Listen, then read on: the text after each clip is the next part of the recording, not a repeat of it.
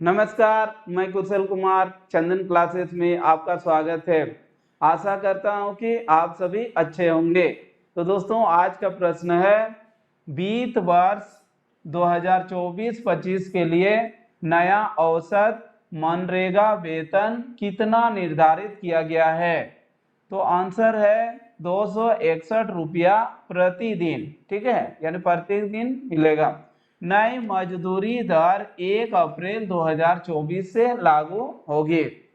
2024-25 के लिए राष्ट्रव्यापी औसत मनरेगा मजदूरी 289 रुपये होगी, जो 2023-24 के 261 रुपये में 28 रुपये प्रतिदिन की वृद्धि है।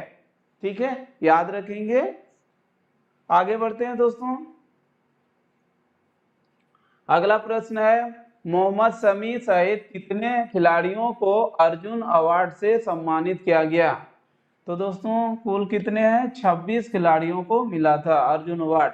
भारतीय क्रिकेट मोहम्मद शमी भारत की राष्ट्रपति द्रौपदी मुर्मू द्वारा अर्जुन पुरस्कार से सम्मानित किया गया। मेजर ध्यानचंद खेल रत्न पुरस्कार के बाद अर्जुन पुरस्कार देश का दूसरा सबसे बड़ा खेल अवार्ड है। तो दोस्तों, यहाँ पर एक प्रश्न बन सकता है, यहाँ पर पूछा जा सकता है कि अर्जुन अवार्ड जो है, अवार्ड की श्रेणी में कौन सा अवार्ड होता है? पहला, दूसरा, तीसरा? तो सबसे पहला जो होता है वो ध्यानचंद होता है, 1 पर आते हैं। दूसरे स्थान पर जो आते हैं अर्जुन अवार्ड होता है। ठीक है, याद रखेंगे। इस बार यह अवार्ड विभिन्न खेलों के 26 खिलाड़ियों को प्रदान किया गया है। इस बार बैडमिंटन के 2 दिग्गज खिलाड़ियों चिराग शेट्टी और सात्विक साईराज रंकीरेड्डी को देश के सबसे बड़े खेल सम्मान मेजर ध्यानचंद खेल रत्न अवार्ड से सम्मानित किया गया है। तो दोस्तों, यहाँ पर और याद रखेंगे, चिराग शेट्टी और सात्विक साईराज रंकीरेड्डी, ये दोनों को जो है मेजर ध्यानचंद पुरस्कार से सम्मानित किया गया है। ठीक है, क्लियर है। आगे देखते हैं दोस्तों। अगला प्रश्न है, एलिजाबेथ वॉर्न किस देश की प्रधानमंत्री थी जिन्होंने हाल ही में इस्तीफा दिया है? तो दोस्तों, फ्रांस की। फ्रांसीसी प्रधानमंत्री एलिजाबेथ वॉर्न ने अपने पद से इस्तीफा दे दिया है। फ्रांस के राष्ट्रपति इमैनुअल मैक्रोन ने अभी नए प्रधानमंत्री के नाम की घोषणा नहीं की है। तो दोस्तों, यहाँ पर एक प्रश्न है, याद रखेंगे, फ्रांस के राष्ट्रपति कौन है? Emmanuel Macron. ठीक है। एलिजाबेथ वॉर्न 62 वर्ष की आयु में प्रधानमंत्री बनने वाली केवल दूसरी महिला थी। वॉर्न की जगह लेने वाले संभावित उम्मीदवारों में 34 वर्षीय शिक्षा मंत्री गैब्रियल अटाल और 37 वर्षीय रक्षा मंत्री सेबेस्टियन लेकोर्नो का नाम शामिल है। ठीक है, समझ में आ गया। आगे देखते हैं दोस्तों। अगला प्रश्न है, ई गवर्नेंस पर 2 दिवसीय क्षेत्रीय सम्मेलन का आयोजन किस शहर में किया जा रहा है? तो दोस्तों, किस शहर पर किया जा रहा है? गुवाहाटी में। याद रखेंगे। असम के राज्यपाल गुलाब चंद कटारिया और केंद्रीय राज्य मंत्री डॉक्टर जितेंद्र सिंह ने गुवाहाटी में ई गवर्नेंस पर 2 दिवसीय क्षेत्रीय सम्मेलन का उद्घाटन किया। ठीक है।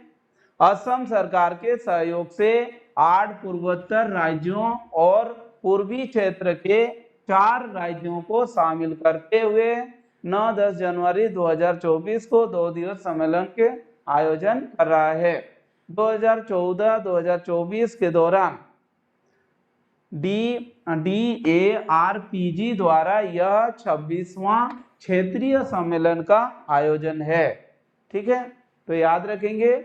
यहाँ पर दोस्तों एक प्रश्न यहाँ पर बनेगा, देखिए बहुत सारे प्रश्न बन सकते हैं।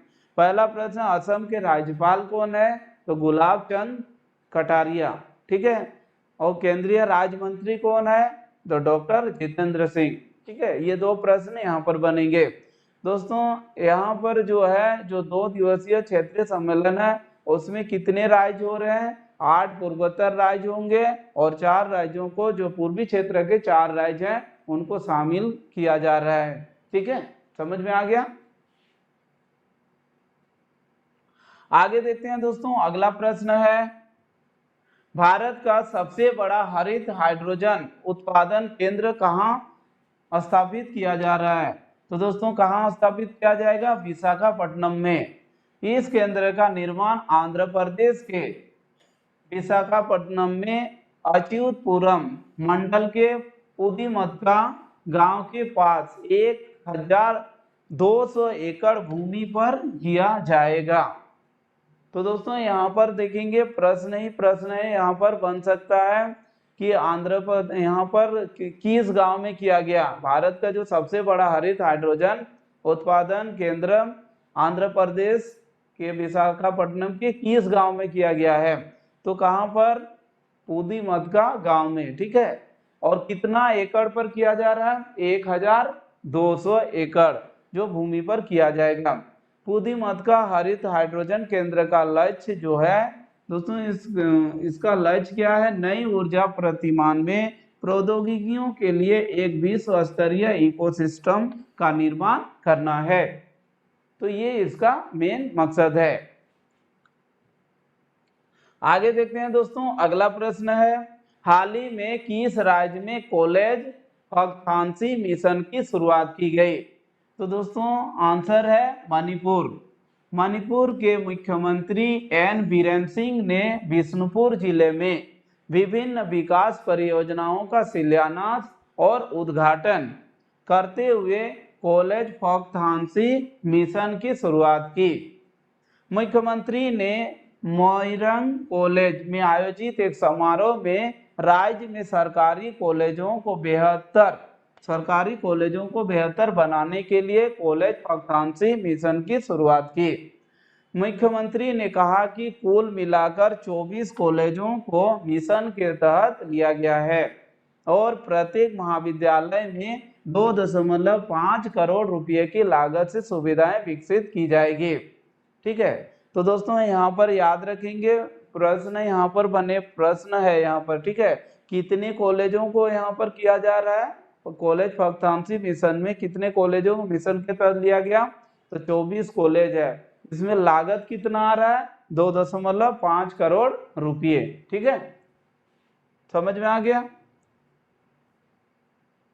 अगला प्रश्न है दोस्तों, चंदूबी महोत्सव हाल ही में किस राज्य में मनाया गया? तो दोस्तों आंसर होगा असम राज्य में।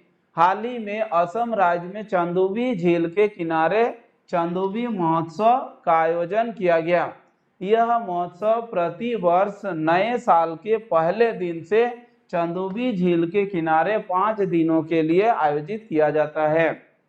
चंदूबी महोत्सव का मुख्य उद्देश्य, दोस्तों ये जो महोत्सव होता है इसका मुख्य उद्देश्य है असम के इस जैव विविधता हॉट स्पॉट्स में इको टूरिज्म को बढ़ावा देना है। तो दोस्तों इस जो महोत्सव होता है वो क्या है? असम के जो जैव विविधता होते हैं या हॉट स्पॉट में जो इको टूरिज्म होता है उनको बढ़ावा मिलता है। ठीक है, समझ में आ गया? अगला प्रश्न है दोस्तों, भारत में हर वर्ष किस तिथि को हिंदी रंगमंच दिवस मनाया जाता है? तो दोस्तों कब मनाया जाता है? 3 अप्रैल को मनाया जाता है। हिंदी रंगमंच दिवस प्रतिवर्ष 3 अप्रैल को मनाया जाता है। 3 अप्रैल 1868 की शाम बनारस में पहली बार शीतला प्रसाद त्रिपाठी कृत हिंदी नाटक जानकी मंगल का मंचन हुआ था। ठीक है, जून 1967 में आचार्य रामचंद्र शुक्ल ने हिंदी साहित्य का इतिहास में पहली बार इस नाटक के मंच को प्रमाणिक तौर पर पुष्टि किया था।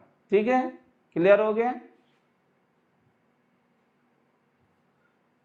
आगे देखते हैं दोस्तों, अगला प्रश्न है, हाल ही में किस दिग्गज हॉलीवुड अभिनेत्री का 97 वर्ष की आयु में निधन हो गया है?